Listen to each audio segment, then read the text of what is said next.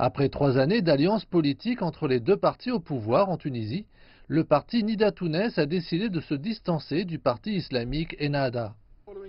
Après les élections législatives de 2014, Nida Tounes a remporté la majorité au Parlement avec 86 sièges. Le parti laïque ne pouvait pas gouverner seul parce que le mouvement islamique Ennahda a remporté 69 sièges. Par conséquent, les courants politiques les plus puissants du pays ont atteint un consensus.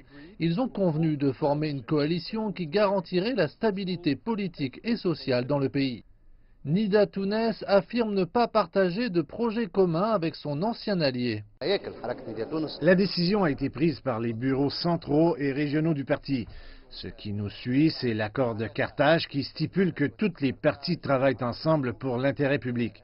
Sinon, nous ne partageons pas la même vision. Le bloc Ennahda a insisté sur le dialogue au Parlement avec Nida Tounes. Les deux blocs parlementaires sont les principaux soutiens du gouvernement du Premier ministre Youssef Chahed. Il est impossible d'adopter un projet de loi sans une coordination préalable entre nos deux partis. Le gouvernement a besoin de notre soutien pour travailler. Nous pourrions être en désaccord sur de nombreuses questions, mais nous devons soutenir le gouvernement. Les analystes estiment que rompre l'alliance entre les partis au pouvoir est la première étape de la campagne électorale locale. Le soi-disant divorce entre le parti laïque et le parti islamique est une manœuvre politique. Les élections locales auront lieu dans 5 mois. La campagne a débuté. Les anciens alliés sont maintenant des adversaires.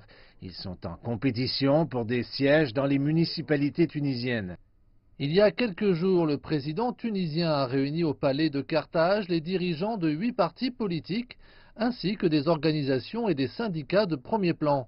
Béji Caïd Essebsi les a exhortés à travailler ensemble et à mettre de côté les querelles politiques afin de se concentrer sur la relance de l'économie.